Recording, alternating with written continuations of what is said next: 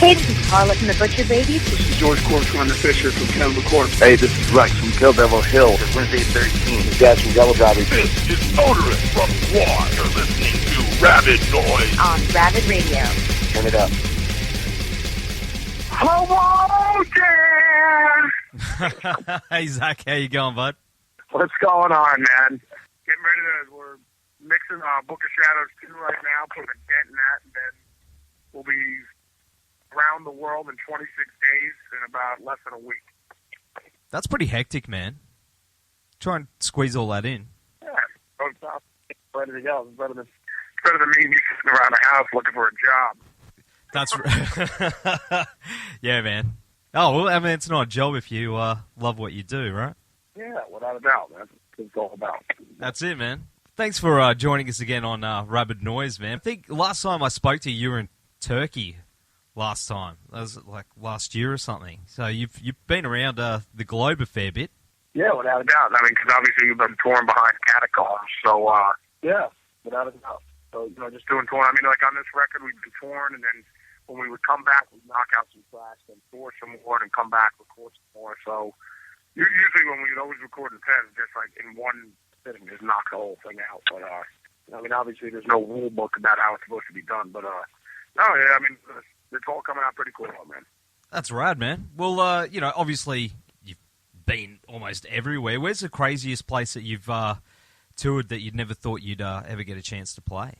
I don't know. I mean, on this last one, I don't know. I mean, it depends. I mean, obviously, since the beginning, I've played kitchens, played people's kitchens, I've played the basements, and then we just got done doing one, obviously, with the Polish Power Chapter. I guess it was 600,000 people at this one festival did. That was pretty mind-blowing.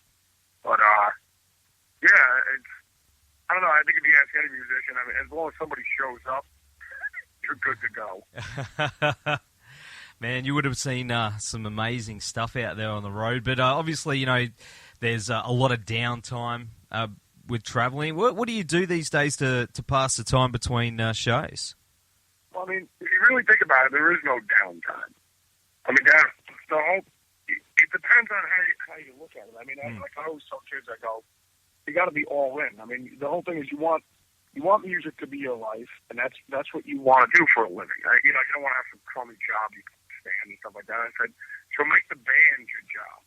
So if there's a moment where you're not practicing or you don't have a guitar in your hand or a piano or whatever, or you're not writing or whatever, I mean, then you're working on merchandise, you're working on art ideas, you're working on the album cover, you're working on everything.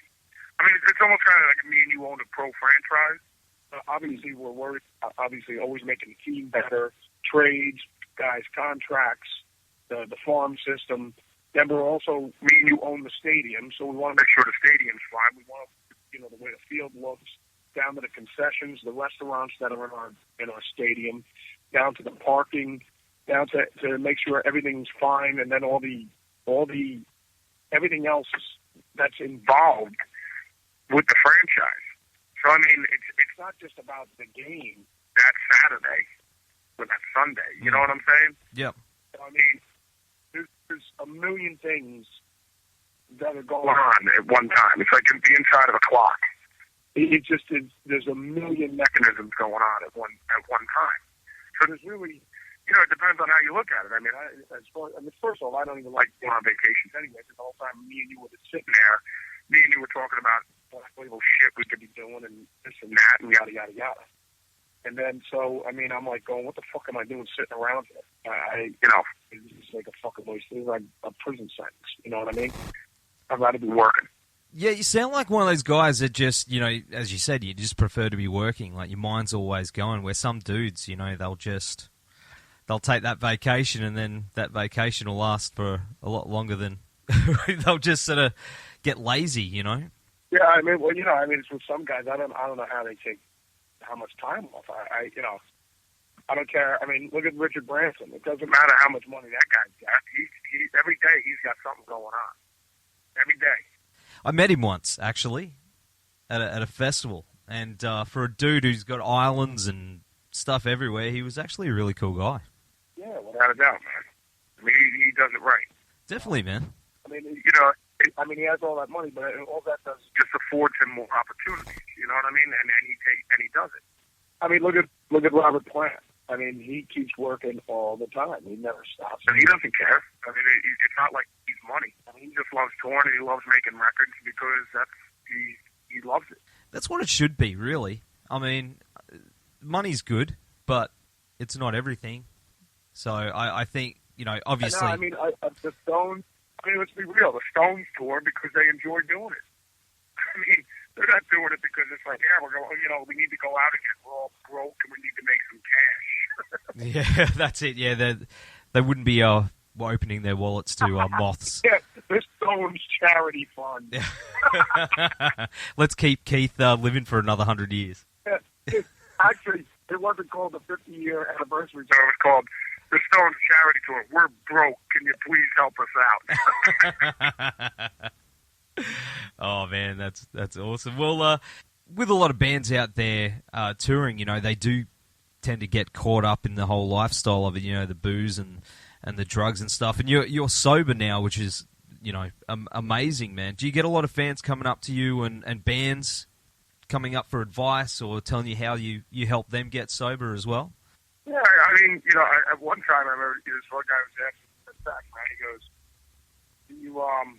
would you like to go out, you know, like talk to guys in rehab or, you know, or whatever. I go, and tell them what? I go, look it. I go, drinking booze, having a great time, and whatever the hell else it is you want to do. The minute it starts getting in the way, you ruling the world, then that's when you got to go, maybe I should slow down a little bit. That's all. I said, I'm not going to tell anybody how to live or what to do. I go, but the whole thing is, if it starts getting in the way of you whooping ass, then that's when you got to just go, maybe I ought to chill out with it, you know? And look, any of our friends or anything like that, we can't make any of our friends stop. I mean, they're going to, you know, it's just like either you just hit a brick wall or you just, you know, or you go, this ain't working anymore. I think I'll chill out now. But I mean, aside of that, I mean, if you're still whooping ass and you're getting shit done, then God bless you. Well, man, there's dudes out there that can function like that. That's for sure. You wouldn't even know. I mean, we rolled for. I mean, when I started, God, I mean, you know, how long we were drinking and everything like that. I mean, people would go out on the road with us. They'd be out on the road for about 5 days, and they go, I can't live like this, man. It was just like, yeah. It's like, why? Is there a problem? People would come off the road, they'd be rolling with me and you for about 5 days. They'd be drunk for like the next 6 months. I definitely can't do it anymore like I used to. That's for sure. So 5 days a day. Yeah, but that's what I'm saying. You know what I mean? It's just kind of like, you did it, you had a good time, and it's like, you know, that was Tuesday, today's Wednesday, next. You know what I mean? Like, I don't make a big deal about it. I'm kind of like, yeah, okay, cool. Before it was us drinking booze, I mean, the results are still the same. Now I just sniff glue and I eat paint chips. And, you know, I wake up in the morning with my pants around my ankles. I don't remember anything that happened. But everybody tells me I had a good time. Is there evidence of that, though? Do they film it I'm on? just like, okay, you tell me so. That's awesome, man. We're going to go to the track Heart of Darkness now, and we'll be back very soon on Rabid Noise. Hey guys, just want to take a minute to give a shout out to our podcast supporters, RW Promotion, who are the best in the business when it comes to printing posters, flyers, banners, badges, business cards, you name it. They've got what it takes to help you get everything you need to help spread the word about your band or business, and with a blistering turnaround, they'll make sure you get your product ASAP. So get in touch with Richard and the team at www.rwpromotion.com.au or shoot them an email at info@rwpromotion.com.au.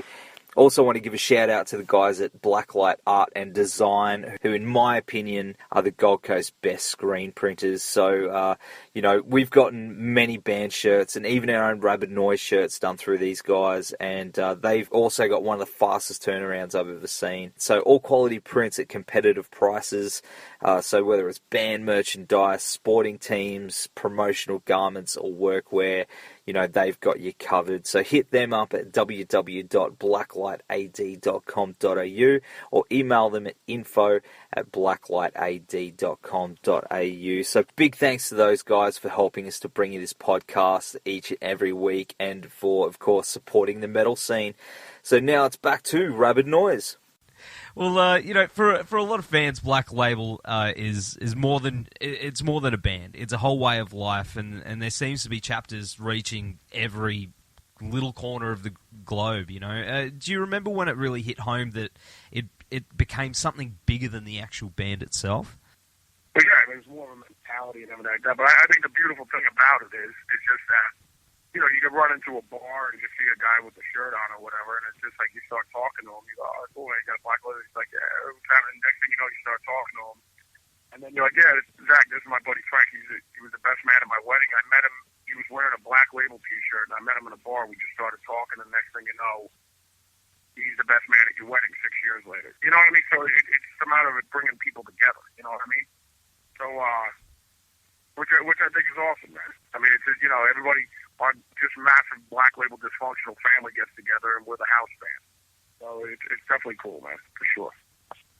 It kind of really represents what the metal community should be like, really. There's within that fan base especially, there doesn't seem to be any of those metal elitists like, this is good, the band you've got to listen to, and that's crap. It's just all one big family, as you said, man. Yeah, everybody rolls together, man. It's definitely cool. Of course, there's a lot of fans around the globe that would love to see you do a full spoken word tour. I know you've done a couple of acoustic spoken word things. Is that something that you've considered doing more of? Well, yeah, we did the we had the book. I mean, it was just like we do a show that I'd like talk with them for a bit, and then tell them about stories in the book, and then we just do kind of like a Q&A. And then, I mean, obviously it was just nothing but pure comedy, but but no, it was definitely a good time. Yeah, for sure, man. It was just like sitting around, just like sitting in a pub, just talking about the goofiest shit possible, because that's what the music business is. I mean, you can't make these stories up, man. I mean, it's not even like I have to search for material. It's already there. I did, man. That book was pretty damn funny. I got a good laugh out of it. It's awesome. Well, you know a thing or two about shredding as well, man. In saying that, has there been one riff that has stumped you over the years that's taken a little while to master? No, I don't know. I mean, obviously, when you first start playing, technique-wise, just trying to be able to technically play certain things that from your favorite bands, your favorite artists. So, I mean, I still remember all that to this day, because it's a lot of fun, and like they say, the joys of the journey. And when you first learn it, I mean, like when I first learned how to play Back in Black, so much the chords, but that one lick, and I was like, that was a historic breakthrough, because I could